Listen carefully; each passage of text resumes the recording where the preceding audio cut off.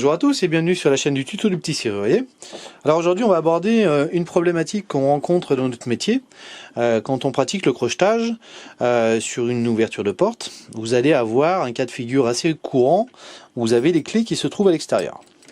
Donc je vais faire une mise en situation, on va dire plus ou moins réelle, avec ce type de cylindre. On va mettre derrière des clés, donc des clés qui sont relativement lourdes.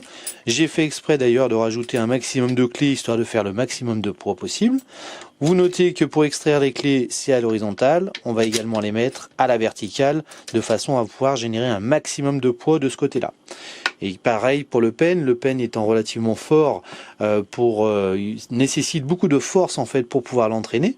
Voilà, j'ai choisi ce type de produit. Alors, en marche normale, pour crocheter un cylindre, pour ouvrir une porte, si vous n'avez pas les clés à l'extérieur ou à l'intérieur, il suffit de crocheter le cylindre, le système va enclencher, l'entraîneur va enclencher en fait le système et vous allez pouvoir déverrouiller votre porte. Sauf que là, je le répète, les clés sont à l'intérieur et en mauvaise position.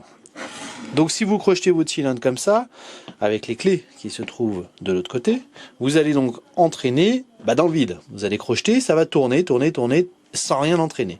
Sauf si vous avez un modèle de cylindre de type débrayable. Mais là, pour l'occurrence, à l'occurrence du moins, on n'a pas de cylindre de type débrayable.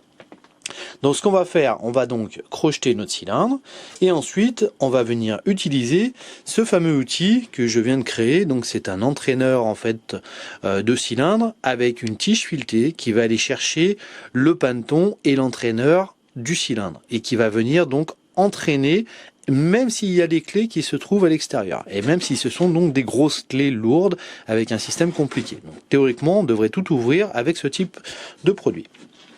Donc ce qu'on va faire, c'est déjà commencer par l'ouverture, par crochetage de notre cylindre. Alors on met donc notre entraîneur et on vient donc crocheter notre cylindre. Jusque là, rien de bien sorcier.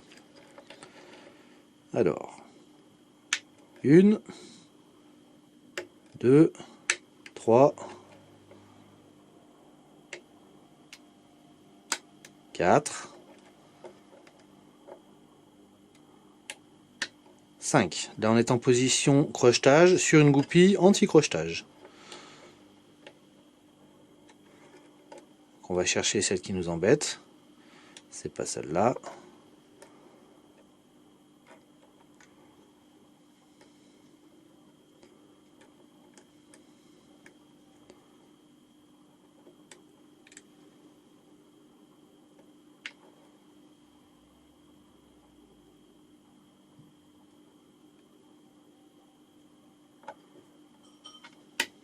C'était celle-là. Donc on est en position crochetage, donc le cylindre en marche normale devrait s'ouvrir. S'il n'y avait pas les clés de l'autre côté, on pourrait donc entraîner directement avec la rotation, directement pour ouvrir la porte. Sauf que ces fameuses clés qui sont derrière nous posent problème. Alors, cet outil, on va donc l'utiliser comme ça. On va mettre la petite tige fine sur le côté extrême à droite du cylindre. Et ensuite, la partie de l'entraîneur qui est fixée directement dans la pièce en plastique, dans le cylindre.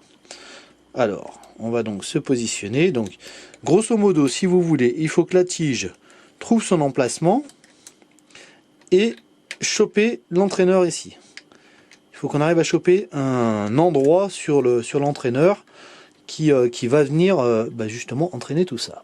Donc on se met en position, on vient pousser avec la paume de la main directement la petite tige et entraîner en même temps sur l'effet rotation. Donc je vous décale comme ça, vous verrez en même temps l'effet clé qu'on va avoir. Et là, je vais me mettre comme ça je verrai mieux. Donc là, on vient pousser avec la paume de la main et on va aller chercher notre rotation. Donc là, on est passé, on est sûr qu'on peut ouvrir comme on veut. Et là, ouverture faite directement avec des clés derrière. Donc on retire notre petite tige, on peut même refaire notre tour directement. Alors l'avantage en plus c'est qu'avec la petite tige vous pouvez réappuyer directement les goupilles pour passer les puits de goupilles quand elles se mettent dans le puits. Et puis si vous voulez faire un deuxième tour, rien ne vous empêche à faire le deuxième tour. Donc on se remet en position, donc on est ici, hop, on vient donc placer notre entraîneur. On vient chercher un petit point, toujours en appuyant relativement fortement sur la paume de la main, et on vient faire notre rotation. Et là, on vient chercher un endroit où justement la petite tige va venir se positionner. Là, très bon cas de figure, justement, pour l'instant on n'a pas trouvé de coin intéressant. Donc là on revient un peu en arrière, on repart. Donc, je vais vous montrer de ce côté-là maintenant la marche à suivre. Donc on place notre pic, on place l'entraîneur, on appuie avec la paume et on vient chercher l'endroit. Là on y est, et là regardez, hop, on y est. Ouverture faite avec un gros trousseau de clés qui se trouve côté intérieur. Voilà, donc j'espère que ça vous a plu, j'espère que ce petit outil, cette petite technique d'ouverture de porte avec des clés qui se trouvent à l'extérieur, vous aura plu. Moi j'ai créé cet outil parce que j'en avais marre justement je rencontrais trop de difficultés à abîmer des outils, des petits pics pour essayer de choper en même temps avec mes deux mains, tripouiller comme ça, c'était compliqué. Donc j'ai dit puisque c'est comme ça, faut fabriquer un petit outil pratique qui va pouvoir permettre d'entraîner justement nos cylindres. Voilà, écoutez, j'espère que ça vous a plu. Partagez cette petite vidéo, n'hésitez pas à faire des petits commentaires dessus si ça vous a plu, ou pas d'ailleurs, ça va de soi. Et puis je vous souhaite à tous une très belle journée et à bientôt. An